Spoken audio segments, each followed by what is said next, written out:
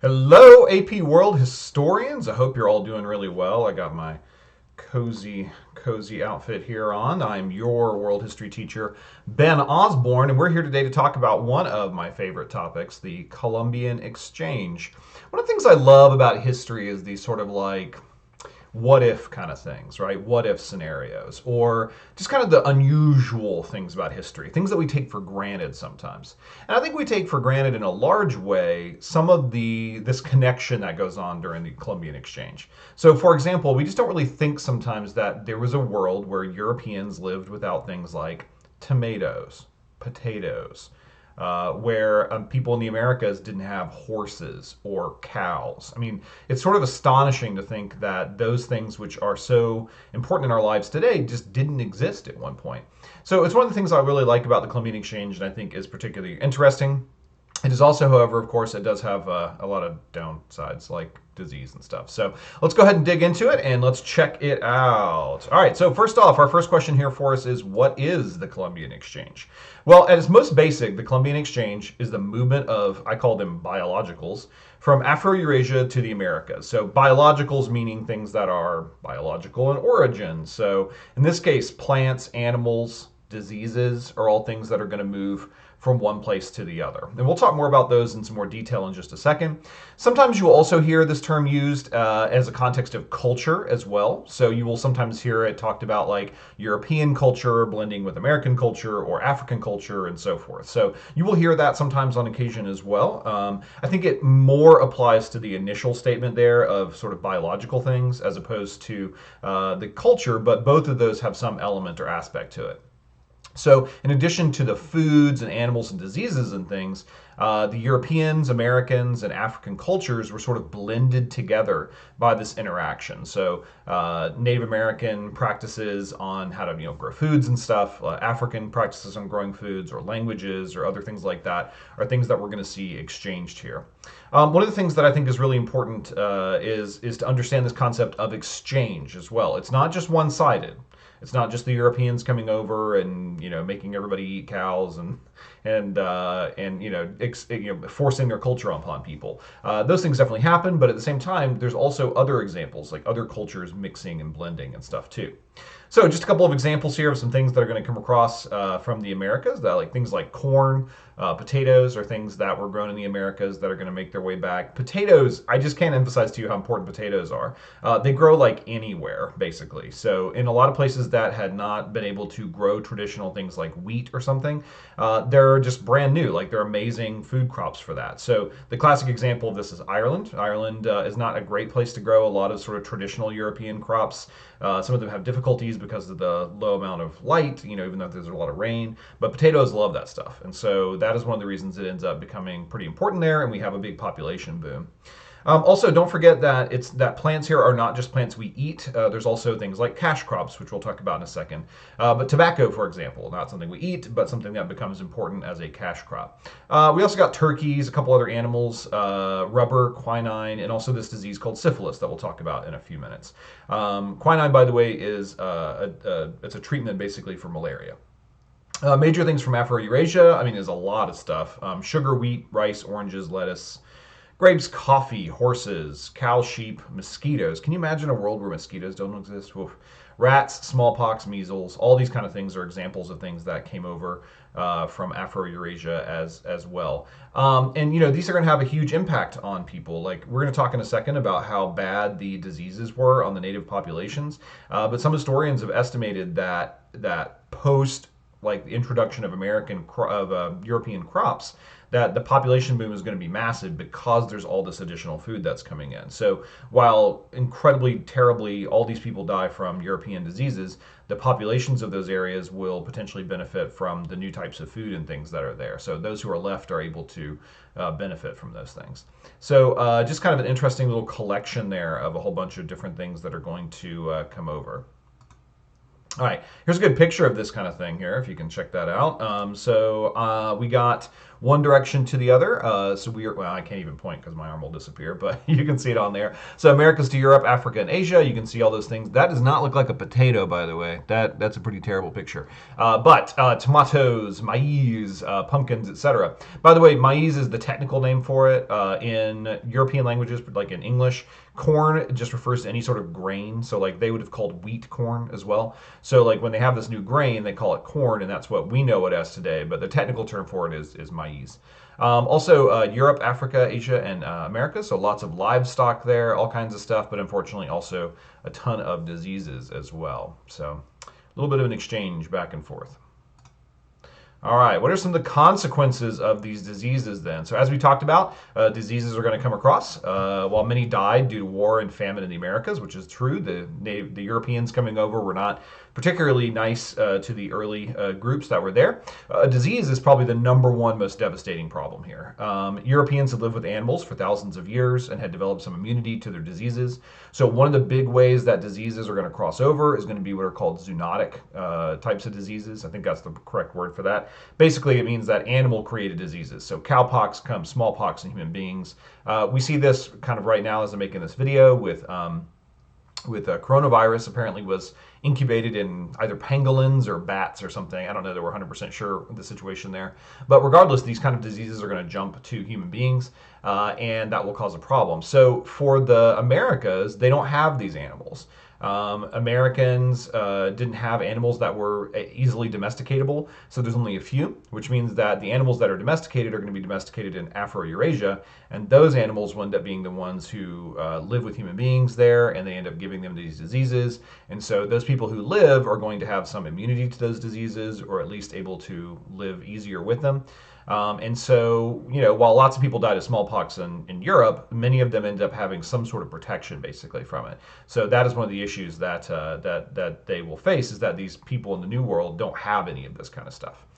So the people in the New World have zero of these protections whatsoever. So hugely problematic. Spanish conquistadors then will bring things like smallpox, measles, malaria. There's a ton of different diseases, pertussis, and all this kind of stuff. And a lot of these diseases today are ones that we have vaccines to, or alternately are not quite as dangerous. So measles, for example, I mean, it can be very dangerous if you don't have vaccines, but we're able to cure a lot of these today. But they just had no protection whatsoever. So Native Americans, again, no protection. We don't really know the pre-European population of the Americas, but many historians estimate that a good 50% of the Americas died from these diseases. And in some places, it was up to 90%. So as we'll see in a second, in Mexico, it is really, really bad because that's some of the early ground area where it comes in. And that's pretty bad. One disease apparently makes it back to the Europeans. There's a little debate on this historically. We think that maybe there were some people maybe who had syphilis in Europe, but it doesn't seem likely. But this disease is called syphilis. It's a sexually transmitted disease. There is zero cure for it up until the 1940s. People used to do things like take mercury because it apparently slowed down the disease a little bit, though it did not in any way cure it. And one of the things it does is it drives you slowly insane.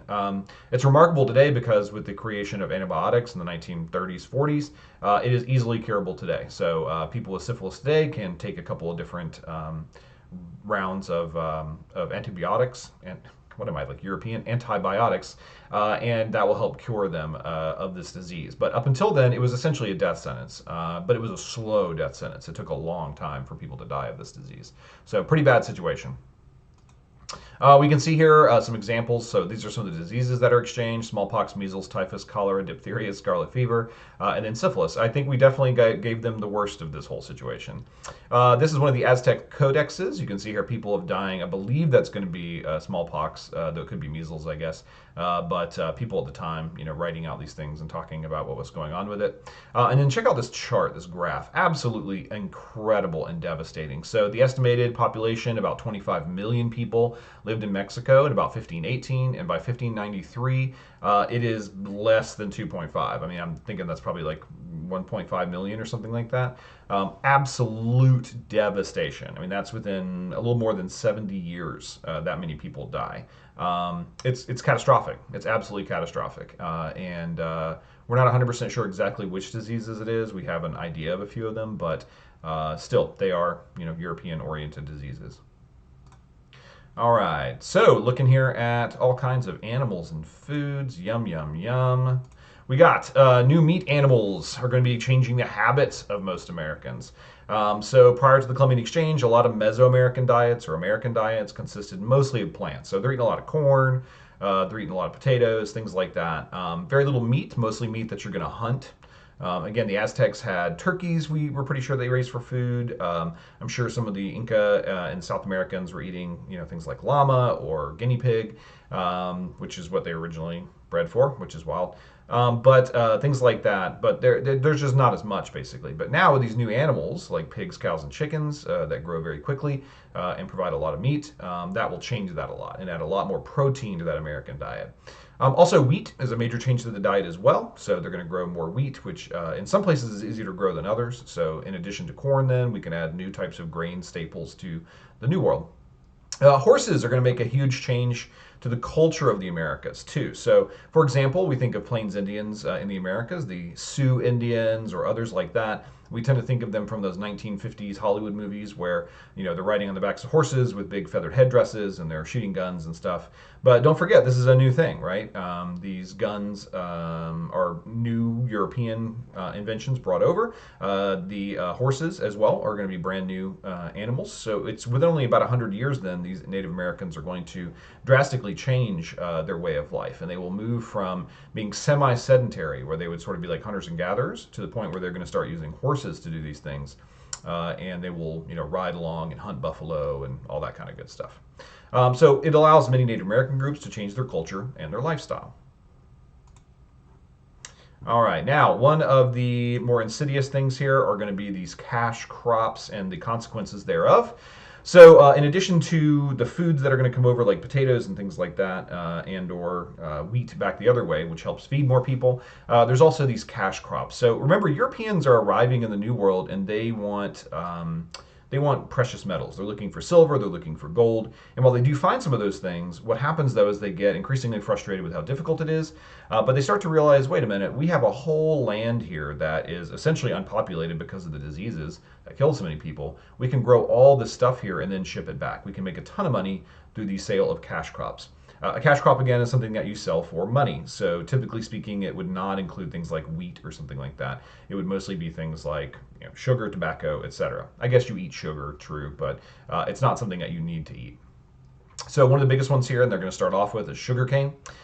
Sugar, heavily desired by the Europeans, used in a lot of culinary things.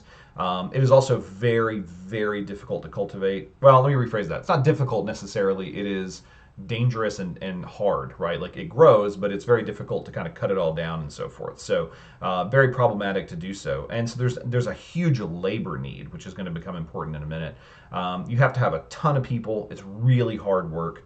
You have to go in these, snake-infested swamps to cut down all this sugar cane and all this. Then you got to process it, and you got to do it quickly and so forth.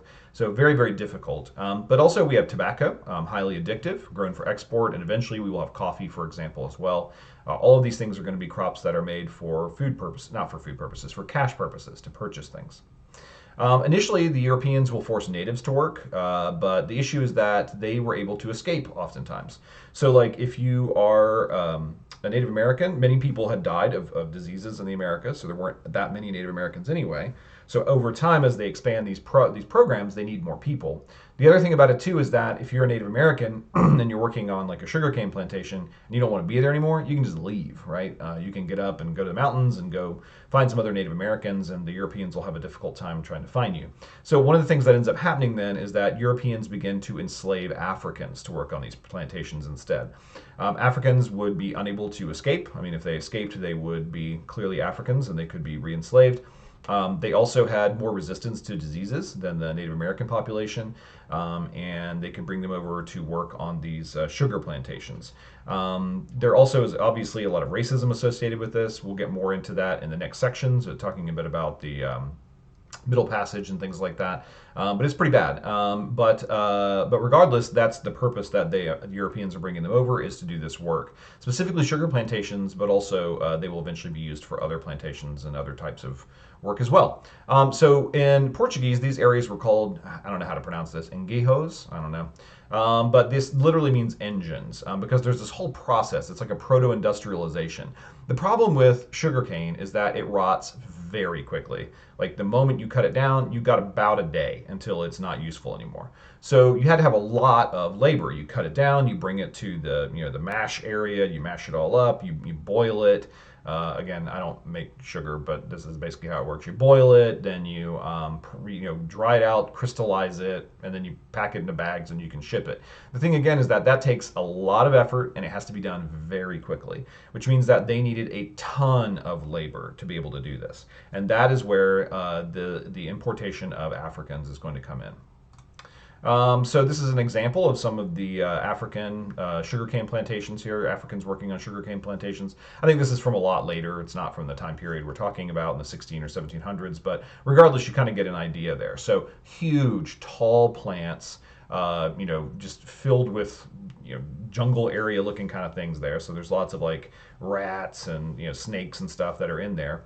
Also, you can't really see it here obviously, but the sugarcane plant, the leaves and things are extremely sharp. Like, so as you cut it, you would very easily cut your hands, which is not a lot of fun. It's backbreaking work. You can see the woman down there on the ground picking up all the stuff. You have to pick all that up. You have to load it onto the carts, and you got to get it there. And you got to do all this really, really quickly. So it is absolutely backbreaking work. Europeans did not want to do it, so they enslave other people to do it for them instead. Now, this is all in Portuguese, which I don't speak, so I can't really tell you exactly what these definitions and things are, but we can get a basic idea of sort of what's happening here. So this is the engine, the Portuguese engines that we talk about. You can see it's like a little kind of like a little village almost, like a little manor kind of thing. So you have the Casa Grande there in the middle. That is going to be your big house, the house where the Europeans are going to live. And then you're going to have, there's a little church there. There's a place for and the top part up there for people to live. And then you're going to have your mill down there at the bottom. Again, this is proto-industrial. We don't have the Industrial Revolution yet, but that's essentially what this is. You got a water wheel providing power. You're going to have the different little areas there to help them kind of control it. If you look up here too, you can see the 1, 2, 3, and 4s. The one up here is cutting down all of that sugar cane. Then you're going to take it down here to these little kind of grinder things where it sort of grinds out all the sugar, kind of squeezes it out. Then you put it into these big vats, which you boil it all, and then you end up kind of pulling all of that sugar out, which you then ship down the river and all to get to the next level. So incredibly difficult, incredibly hard work, but it could make the people who owned the places a lot of money, and that is why they do it.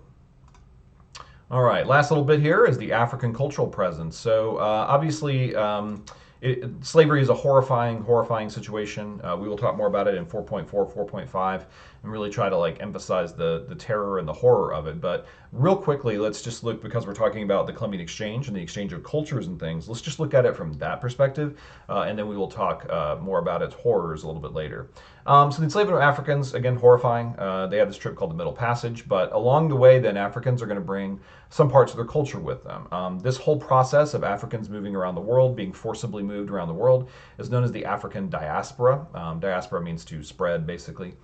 So, for example, foods are going to come from Africa and other places. So okra and rice are going to come from Africa to the Americas. One food that you may have had before, Louisiana staple, gumbo, as an example, has roots in African cooking. So like use of okra in there in particular is a good example of that. We're also going to see new languages formed. So a Creole is a sort of like combo language, like you take, an African language and French, and you sort of put them together and create a new language. That is known as a Creole. Sometimes these Creoles will become full-on languages, like Haitian Creole is recognized as essentially its own language. So we have African languages, and Native and European ones are going to kind of blend together here a bit. So Haitian Creole is a good example. We also in America have a language called Gullah. It is on the, or Geechee is the other name that's used for it. It is on these islands off the coast of South Carolina. It is sort of fading these days, but basically these slaves, or I believe they're former slaves, formed their own little society out there that had its own language, etc. African music often had syncopated rhythms, so that will be incorporated into New World music as well. And it ends up really influencing a lot of modern day music. Like American music is essentially black music, like it is music from former Africans, and so we'll have a lot of that influence on it as well. So huge impact on us also. Just to finish up here, a little quick picture here of the African slave trade, just to kind of let you have a little context for it. Again, 1500 to 1900 is the basic time period we're talking about here. And you can see just enormous amounts of people coming across. So the size of the arrows is going to sort of indicate there. So for example, these kind of big arrows in the Caribbean and down to Brazil are going to represent a good 8 million people or so. I don't know, I can't remember the exact number off the top of my head right now, but it's a good 20 million plus that are moved around the world. Don't forget, too, that some of these Africans are moved towards places like the Middle East and so forth, but the transatlantic slave trade is really the really awful one that's going to take place. It's interesting to note, too, like, there's not as many to America, and we'll talk more about why that is next time around. All right, well, hopefully that was helpful. Hate to end on such a sour note like that. History is not always perfect and beautiful, but that is our circumstance and our situation. We will talk a lot more about the transatlantic slave trade in the next unit, and we will talk about all the terrible things that's associated with it. But in the meantime, all of these kind of connections that are going on because of the Columbian Exchange really change our world and make it a lot different today than it would have been otherwise. All right, hope y'all are doing well. Thanks for paying attention. Thanks for listening, and y'all take care.